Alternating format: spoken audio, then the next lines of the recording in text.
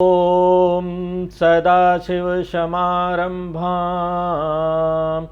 शङ्कराचार्यमध्यमाम् अस्मदाचार्यपर्यन्तां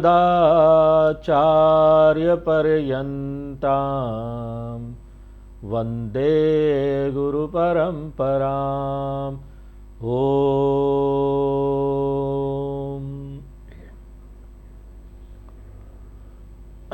राम जी वनवास जा रहे हैं और लक्ष्मण जी भी जाना चाहते हैं।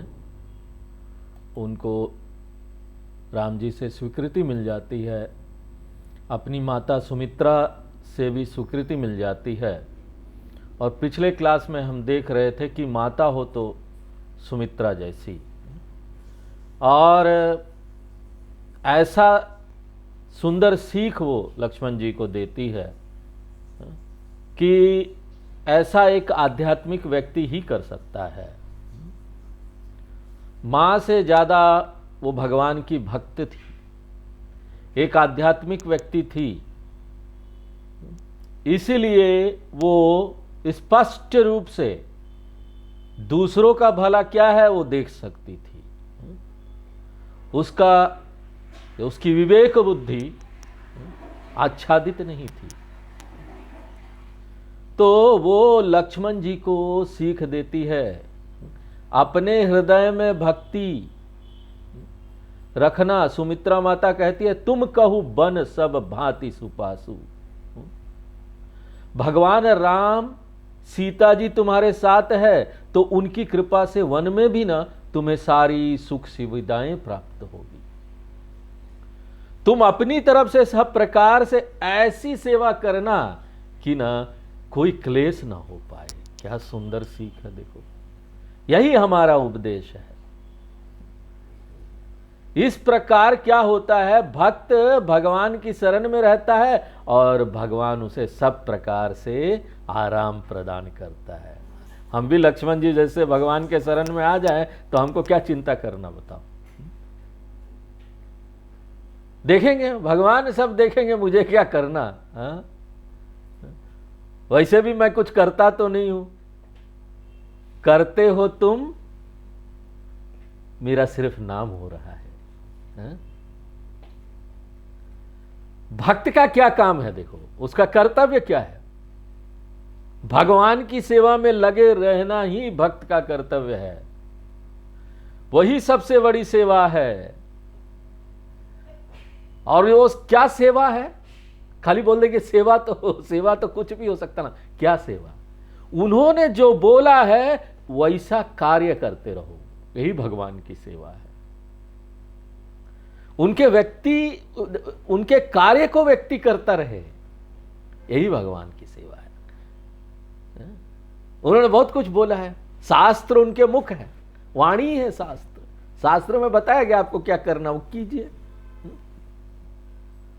गुरु सेवा भी यही है, गुरु जो बोल रहे हैं वो करो, तो वही सबसे बड़ी सेवा है। आप गुरु के पास नहीं हैं, दूर हैं, क्या करें, सामने नहीं है। आजकल तो बड़ी परिस्थिति सब बदल रही है, सब गुरु लोग ऑनलाइन आ गए हैं। YouTube, Skype, Zoom, Google Meet, online आ गए, दूर दूर तक के शिष्य बना ले रहे हैं। अब क्या करें, शिष्यों को लगता है। कई लोग मुझे पूछते हैं, बोलते हैं हम आपके पास आना चाहते हैं, ऐसा लिखा कि गुरु के चरणों में ही, शास्त्र बोलते गुरु के चरणों में ही बैठकर हमको ये ज्ञान प्राप्त करना चाहिए, तो हम आपके पास आना चाहते, आपके सामने रहकर, आपके चरणों में रहकर। और वो ये भी निर्देश देते हैं हमको कि ना हम ना गीता भाष्य ही सुनेंगे आपसे। हमने बोला अभी हम गीता भाष्य नहीं करेंगे, अभी हमारा दूसरा चल रहा है, अभी हमारे पास समय नहीं गीता भाष्य बताने का आपको। वो भी आप बताओगे कि हम क्या पढ़ाएं आपको, गुरु जानेंगे ना कि शिष्य को क्या पढ़ाना है, वो भी आप बता रहे हो। और ऐसी हीन भावना भी है कि हम दूर बैठे हुए हैं, आपसे सुन रहे हैं, आपका वीडियो देखते रहते हैं, और आप क्या करें हम। भैया गुरु जो बोल रहे हो करते जाओ, वही तो है। यहां भी आओगे, साथ में रहोगे तो वही तो करोगे। क्या करोगे, वही तो करोगे पूरे दिन। सब शास्त्रों में बताया जा रहा है, सुनो और करो, जो गुरु बोल रहे हैं सुनो और करो। वही गुरु की सबसे बड़ी सेवा है, और वही दुनिया की सबसे बड़ी सेवा है, और वही अपनी सबसे बड़ी सेवा है। उसी से तर जाएगा व्यक्ति। और भगवान का क्या काम है? हाँ? गुरु का क्या काम है? भगवान का जो काम है वही गुरु का काम है। गुरु बनते इसलिए कि वो भगवान का कार्य कर रहे हैं। आप भी करते रहिए। भगवान का कार्य है धर्म संस्थापना। वो उसके लिए अवतार लेते हैं। धर्म संस्थापना कैसे होगा? धार्मिक लोगों की रक्षा करके होगा। नहीं, धर्म संस्थापना क्या करें हम? धार्मिक लोगों की रक्षा करो।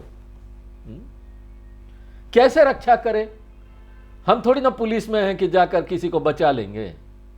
अरे पुलिस में रहने की जरूरत नहीं, आप गृहस्थ में हैं, आप कमा रहे हैं, ऐसे कार्यों के लिए दान दीजिए। पैसा चाहिए ऐसे काम के लिए, ऐसी संस्थाएं हैं।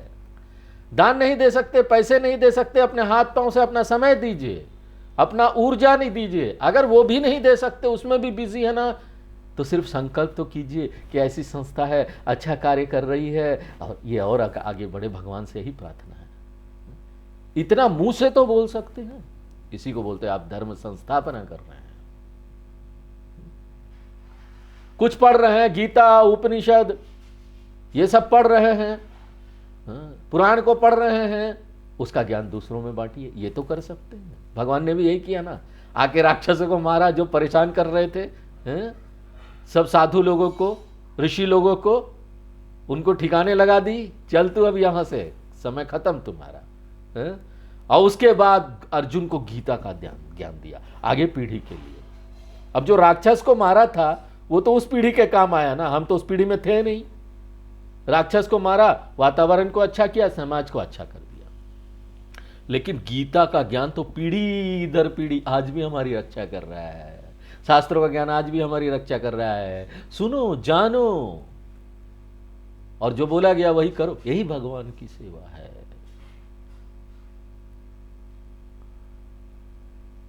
तो सुमित्रा माता अब लक्ष्मण जी को आदेश देती है कि तुम भगवान राम और सीता जी की वन में सब प्रकार से ऐसी सेवा करना, उन्हें इतनी सुख सुविधा प्रदान करना कि उन्हें माता पिता, प्रिय परिवार और राज्य के सुख बन बिसरा वहीं, वन में याद तक ना आए। इतनी सेवा करना कि उनको ना यहां का याद ना आए।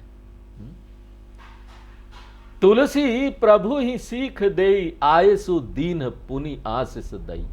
तुलसीदास जी कहते हैं कि माता ने लक्ष्मण जी को पहले शिक्षा दी और फिर शिक्षा के अनुसार आचरण करने की आज्ञा दी, और फिर उनको आशीर्वाद दिया कि भगवान के चरणों में तुम्हारा प्रेम नित्य निरंतर बढ़ता रहे। क्या सुंदर आशीर्वाद है। किसी को आशीर्वाद देना ऐसे दीजिए, जाओ, ये नहीं दूधो नहाओ पूतो पलो और उसके बाद फिर लगो काम में, क्योंकि एक का दो, दो का तीन हो गया है, अब उसको संभालो, पैसे कहां से लाओगे, उसका खर्चा सब करना।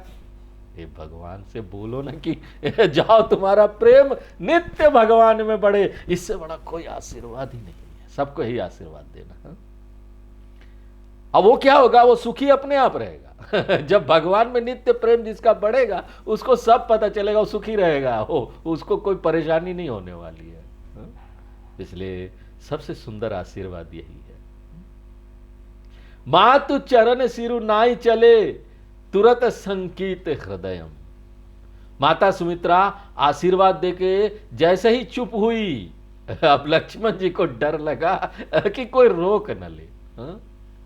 तो भगवान के साथ उनका मन उधर ही था, उनके साथ जाने के लिए एकदम न उत्सुक थे,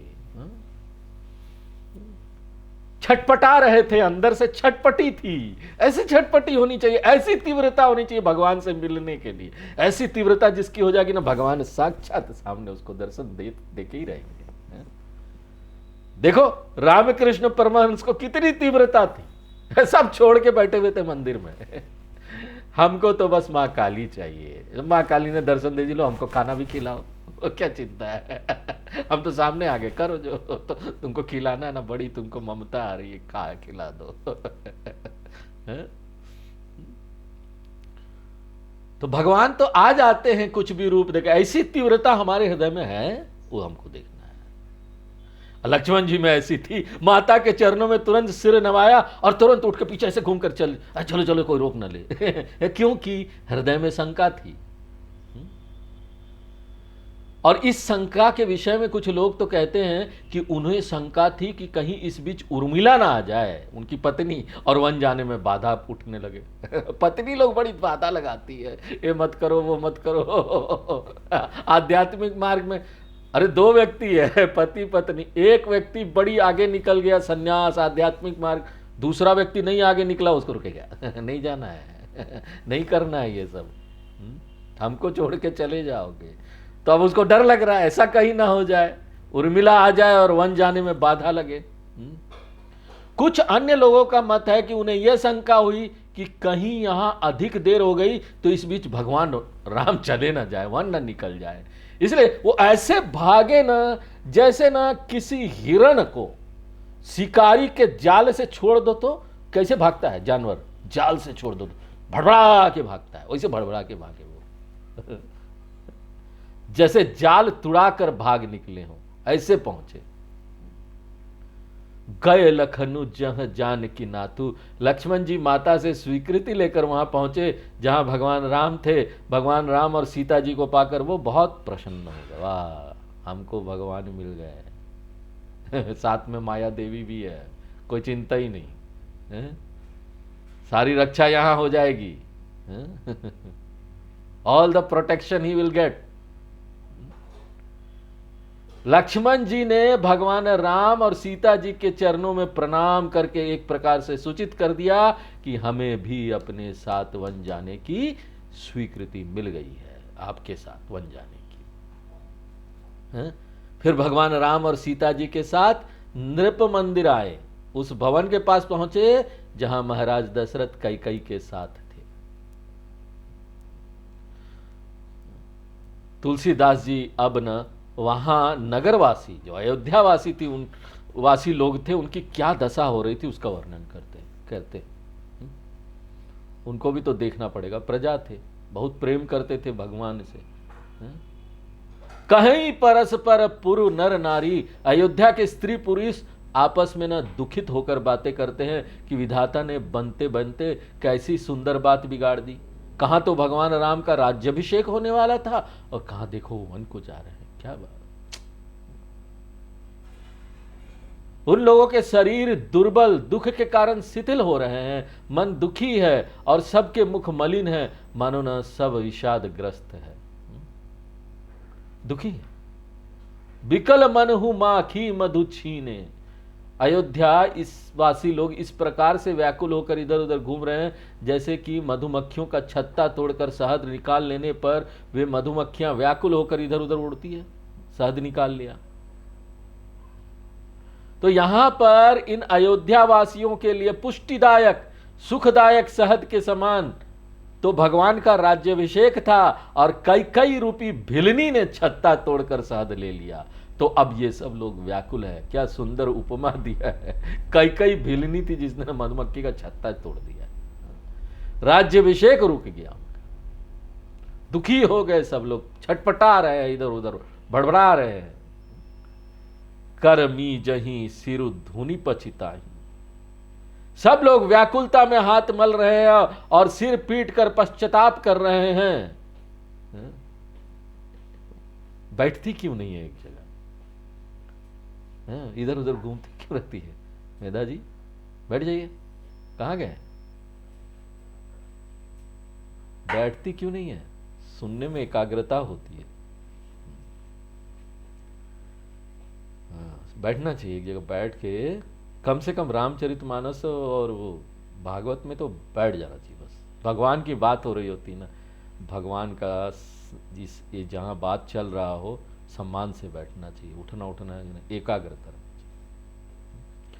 तुलसीदास जी एक और उदाहरण देते हैं कि अयोध्यावासी मानो पक्षी है और भगवान राम और सीता जी उनको सुखदायक, उनके दो पंख हैं।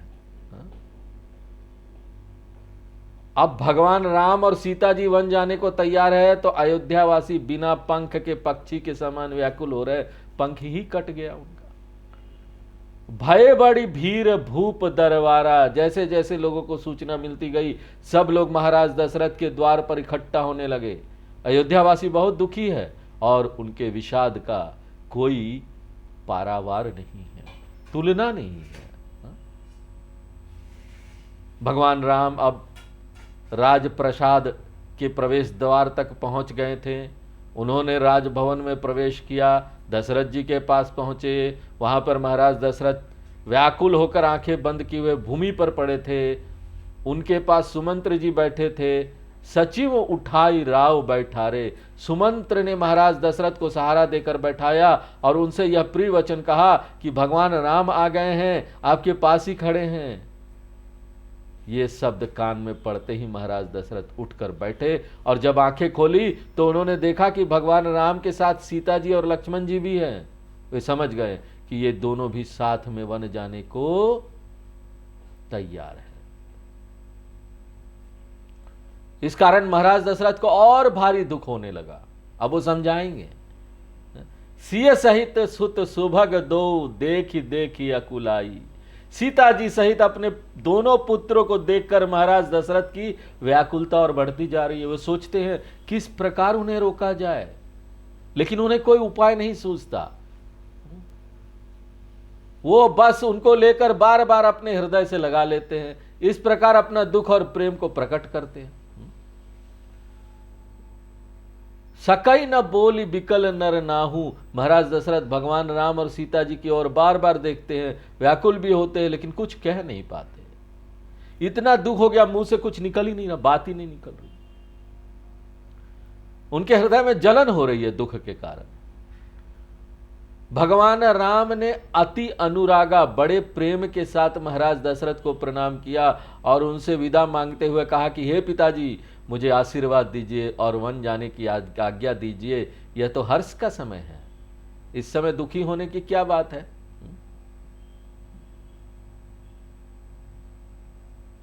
देखो, इतना नकारात्मक परिस्थिति थी, दुख वाला परिस्थिति था, उसमें भी भगवान पॉजिटिव देख ले रहे, उसमें भी सकारात्मक चीजें भगवान को दिख जा रही है।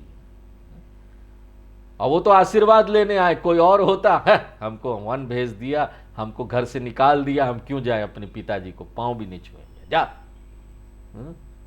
इतना गुस्सा हो जाते हैं लोग। अरे छोड़ो कुछ करने से, खाली मुंह से कुछ बोल दिया ना। आजकल पिताजी लोग बोल देते, थोड़ा मुंह से ही कुछ गड़बड़ निकल गई, मुंह से क्या करे, मुंह से निकल गई, कोई डांट वाली बात निकल गई, और कुछ गलती किया होगा तभी तो डांटा, हम नहीं जाएंगे, डांट दिया। क्या डांट दिया, यहां तो वन भेज दिया, फिर भी कितने मधुर वाणी में, इतने अनुराग के साथ, इतने प्रेम के साथ अपने पिता से मिलते हैं। अब वो भी बोलते हैं इसमें दुखी होने की क्या बात है? अब देखो इसमें क्या बात है, दुखी नहीं होने की क्या बात है? क्यों? क्योंकि ना हर्ष की बात यह है कि अभी तक महाराज दशरथ कैकेयी माता के ऋणी थे, उनको वचन दिया था, अब उन्होंने कैकेयी को वरदान दे दिया तो ये लोन खत्म, पिताजी का लोन था खत्म हो गया। ऋण, वचन वाला ऋण, उस समय वचन वाला ऋण होता, आजकल बैंक वाला ऋण होता है। पुत्र लोग पिताजी का वो भी सहायता नहीं करना चाहते, इतना लोन है हम क्यों? अरे तुम्हारे लिए ही लोन लिया था, पढ़ाने के लिए, लिखाने के लिए, आज तुम बोलते हो हम उस लोन को पूरा भी नहीं करेंगे। यहां तो वो खुश हो रहे हैं राम जी, ये लोन पूरा हो गया। पिताजी का, कितनी अच्छी बात है। महाराज दशरथ ने अपने वचन को सत्य किया, अपने पिताजी का वचन रखना। अब मेरे पिताजी का यश कीर्ति का गान पूरी दुनिया करेंगे, ये तो हर्ष का विषय है। प्राण जाई पर वचन न जाई, ऐसा किया। कितनी बड़ी सहायता की अपने पिताजी की, इसलिए वो खुश थे। पिताजी की महिमा का गुणगान होगा, मेरे वन जाने से क्या फर्क पड़ता है, चलो। उसमें भी तो भगवान की ही इच्छा थी कि ये सब हो, क्योंकि रावण को मारना जो था ना, तो दुखी होने की क्या बात है। तात किए प्रिय प्रेम प्रमादु। हे तात, यदि किसी के प्रेम के वश में होकर कोई व्यक्ति अपना धर्म छोड़कर अधर्म में प्रवृत्त हो जाता है तो ये दुख की बात है। देखो धर्म को कितना ऊंचा समझ रहे राम जी। हाँ, उनको खुशी थी कि उनके पिताजी ने ये वचन का पालन किया, धर्म का पालन किया, चाहे उससे मुझे दुख मिला हो, कोई बात नहीं। उनकी यश कीर्ति जाती अगर वो धर्म छोड़ देते, दुनिया में उनकी निंदा होती। धर्मो रक्षति रक्षिता, धर्म की हम रक्षा करेंगे, धर्म हमारी रक्षा करेगा, दुनिया में यश कीर्ति फैलाएगा। इसलिए कौन दुखी हो रहा, कौन सुखी हो रहा, ये नहीं देखना चाहिए। हमको देखना चाहिए हम धर्म पे चल रहे हैं कि नहीं। यहां पर बहुत लोग दुखी सुखी होते रहेंगे, हम क्या करें। हमको तो वो कर्तव्य है, वो धर्म है, हमको उसमें चलना है। सुनी स्नेह बस, भगवान राम की इस प्रकार की वाणी सुनकर महाराज दशरथ ने बड़े स्नेह के साथ भगवान राम की बाह पकड़कर उनको अपने पास बैठाने का इशारा किया।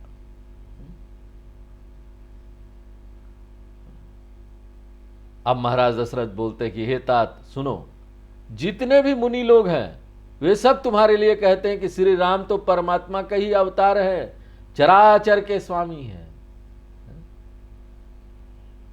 माने सर्वज्ञ सर्वशक्तिमान ईश्वर सबके हृदय में मन में बैठे हुए हैं, सर्वत्र व्याप्त हैं। वो तो शुभ अरु अशुभ कर्म अनुहारी, ईश्वर व्यक्ति के शुभाशुभ कर्मों के अनुसार उसे फल देता है। सबके अंदर बैठा हुआ तो जानता है ना कौन कैसा कर्म कर रहा है। इसलिए ईश्वर जब कर्म फल देता है, अन्याय कभी नहीं हो सकता। वो हम बड़ा सोचते हैं, हम तुम्हारा मन जानते हैं, बोलते हैं लोग, हम जान गए थे तुम ऐसा कर रहे थे ना, ये कर रही थी, तो इसलिए हमने भी ऐसा कर दिया। अब क्या जानोगे, ईश्वर जानता है। आप अनजस्टिफाइड भी हो सकते हो। किसी को दंड देने से पहले बहुत सोचना चाहिए। आप उसके मन को नहीं जानते हो, आप उसको सब नहीं जानते हो, सब सारी परिस्थिति आपको पता नहीं। इसलिए बड़ी सोच समझ के किसी को दंड देना चाहिए, मनसा वाचा कर्मा भी, एकदम अंत में। यहां पर कर्म के इस सिद्धांत की ओर भी संकेत है कि कर्म स्वयं में जड़ होने के कारण अपना फल स्वयं नहीं प्राप्त करा सकता है।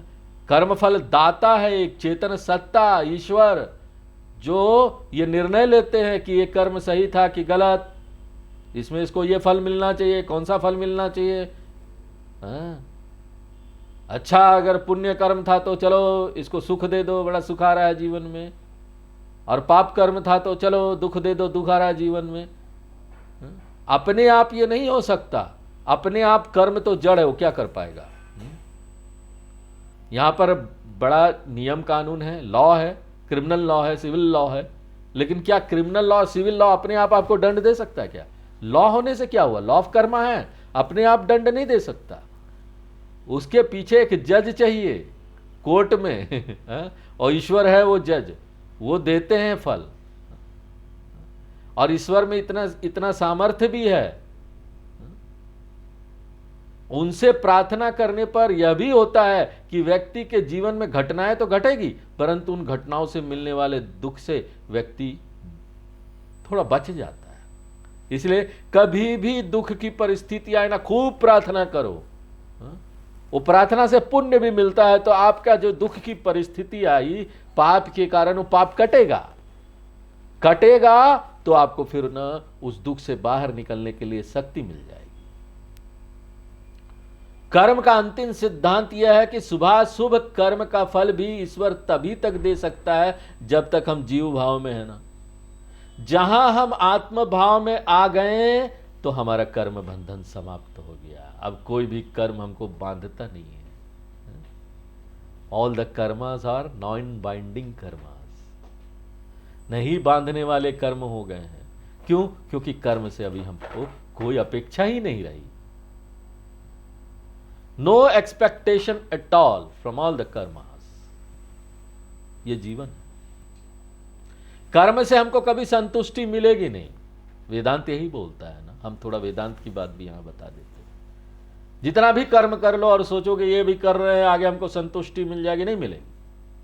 हमको संतुष्ट होकर कर्म करना चाहिए कि ये तो हमको करना है, बस हम संतुष्ट हैं पहले से, हम अंदर से वही ईश्वर हैं तो संतुष्ट है, हम में कमी है ही नहीं, हम पूर्ण हैं। कर्म क्या हमको दे सकता है? थोड़ा सुविधा दे देगा, ठीक है, मिल गया तो ठीक, नहीं मिला तो कोई बात नहीं। ऐसा अगर हम कर्म करेंगे ना तो कर्म हमको बांधेगी नहीं। बांधना नहीं मतलब हमको वो सुख दुख नहीं दे पाएगी। हम पहले से ही सुखी है, पहले से ही पूर्ण है, तो सुख और क्या देगी, भरे हुए हैं। और दुख वो दे नहीं सकता, क्योंकि हम कर्म से अपेक्षा नहीं कर रहे हैं, तो दुख क्या देगा। हाँ? तो इस तरह से भगवान ने हमको यहां ज्ञान दिया है कि हम फल तो दे रहे हैं सुख दुख का, लेकिन आपको यह ज्ञान भी दे रहे हैं कि इससे कैसे बाहर आना है। इस प्रकार महाराज दशरथ भगवान राम को एक प्रकार से याद दिला रहे हैं कि आप ही तो ईश्वर हो, इसलिए आप दूसरों को कर्म फल दो। आपको यह आवश्यकता नहीं है कि वन में जाकर कर्म फल भोगते फिरो। अभी भी चाह रहे थे, देखो पिता का मन था ना, वो चाह रहे थे रुक जाए, मालूम था वो भगवान है।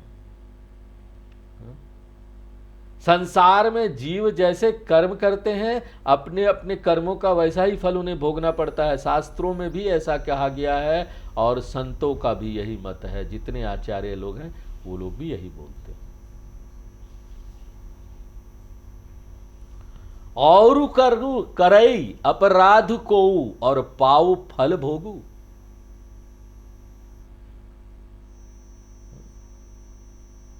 देखिए यहां पर ऐसा देखने में आ रहा है कि अपराध कोई और कर रहा है और उसके फल रूप में दंड कोई और पा रहा है। यह बड़ी गड़बड़ बात है।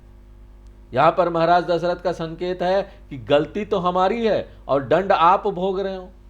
ऐसी स्थिति में तो कर्म सिद्धांत ही बिगड़ जाएगा। तब इसके उत्तर में भगवान राम कहते हैं कि अति विचित्र भगवंत गति, ईश्वर की बड़ी विचित्र गति है, उसे संसारी लोग समझ नहीं पाते। गीता में भी भगवान बोलते गहना कर्मणो गति, कर्म की गति बड़ी गहन है, समझ पाना बड़ा कठिन है। आपको जितना ज्ञात है ना, उसी के आधार पर आप कह रहे हैं कि किसी और के कर्म का फल कोई और भुगत रहा है। आप पूरी दुनिया का मन जानते नहीं, ना ही पूरी दुनिया में आगे क्या होने वाला ये जानते हैं। इसलिए तो आप बोलते हैं हमको दुख मिल गया, हमको सुख मिल गया। भगवान बोलते हमको भी तो नारद जी ने साफ दिया था, हमको भी तो उन कर्मों का फल भोगना है ना। आपको याद होगा रामचरितमानस में ही वो नारद जी की कहानी आई थी, किस तरह से उनका मुंह बंदर का बना देते हैं और नारद जी साफ दे देते विष्णु भगवान को, जाओ तुम भी ऐसे ही तड़पोगे अपनी पत्नी के लिए, नीचे जाओगे। राम जी बन के आते हो तो राम जी बोलते हैं हमको भी है, तुमको पता नहीं, हमको भी सांप मिला हुआ है, इसलिए ये कर्म का फल है वो भोगना ही पड़ेगा, इसलिए हम जा रहे हैं।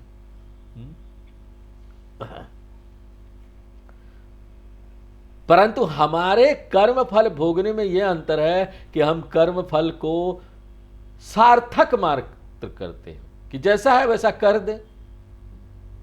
हम उसके अधीन नहीं होते। हम ईश्वर है, हमको ज्ञान है, हम उसके अधीन नहीं होते। स्वतंत्र रहते हुए फल भोगते, लीला की तरह। जैसे एक उदाहरण देते हैं, जैसे जेलर और कैदी दोनों जेल में रहते हैं, लेकिन जेलर मुक्त है और कैदी बंधन में है। इसी प्रकार ईश्वर अवतार रूप में कर्म फल भोगता सा प्रतीत होता है, लेकिन फिर भी वो नित्य मुक्त है। एक जेलर की तरह जेल में रह रहा है लेकिन बंद नहीं है। इसलिए अज्ञान में एक व्यक्ति कर्म फल भोगता है, परंतु ज्ञान होने पर अन्य लोगों को भले ही लगे कि वो भोग रहा है, परंतु वो भोगता नहीं है, ऐसा प्रतीत होगा आपको। राय राम राखन हित लागी, भगवान राम वन ना जाए, इसलिए महाराज दशरथ ने बहुत उपाय अब तक किए। मां ने उन्होंने अपने हृदय की पूरी ताकत लगाकर भगवान को रोकने की कोशिश की, लेकिन लखी राम रुख। उन्होंने देखा कि भगवान राम का रुख रुकने का है नहीं। भगवान राम तो धर्म धुरंधर है। अब यहां पर कोई एकादशी का उपवास करता है, थोड़ा सा तबीयत खराब होने लगता है तो घर के लोग उसको समझाते हैं, अरे तबीयत खराब हो जाएगा, खा लो खा लो खा लो। खा लेते हो, खा लो, अरे चलो क्या करें, घर के लोग समझाए ना, और तबीयत भी खराब था ना तो क्या खा लिए। राम जी भी बोल सकते थे क्या करें, पिताजी दुखी हो रहे थे, हम नहीं गए राम, हम नहीं गए वन। लेकिन नहीं, नहीं, उन्होंने धर्म धर्म पहले है, चाहे कुछ भी हो जाए। उन्होंने उनकी बात नहीं सुनी। धर्म धुरंधर है। उन्होंने अवतार ही इसलिए लिया था कि वो लोगों को दिखाएं कि संकट के समय भी कैसे धर्म को धारण करना चाहिए, संकट के समय भी नियम नहीं तोड़ना चाहिए अपना, है ना। शक्ति, उसके लिए अंदर से शक्ति बनाओ, अंदर की अपनी आंतरिक शक्ति को जगाओ। जितनी भी कठिन परिस्थिति आ जाए, रोज का जो नियम है उसको किसी प्रकार हम कर पाए, भगवान हमको शक्ति दो। खुद से नहीं हो पा रहा, भगवान से मांगो, मिलेगा, लेकिन छोड़ना नहीं धर्म। भगवान हमको मन की इतनी शक्ति देना कि जय विजय करे। जय यानी धर्म को विजय करे, धर्म का जय हो। भगवान धैर्यवान है इसलिए साहसी है, और वो बुद्धिमान है इसलिए धर्म की महिमा को समझते हैं। इसलिए वे अपने धर्म का पालन करते हुए अवश्य वन जाएंगे, वो रुकेंगे नहीं। यह विचार कर महाराज दशरथ ने अब सीता जी को रोकने की कोशिश की। चलो सीता जी तो रुक जाए, वो तो अब छोड़ेंगे नहीं, जाना तो उनको है ही, धर्म का पालन करेंगे, कम से कम सीता जी रुक जाए तो उनके हृदय का दुख कुछ कम हो जाएगा। तब नृप सिय लाई उर लीन ही।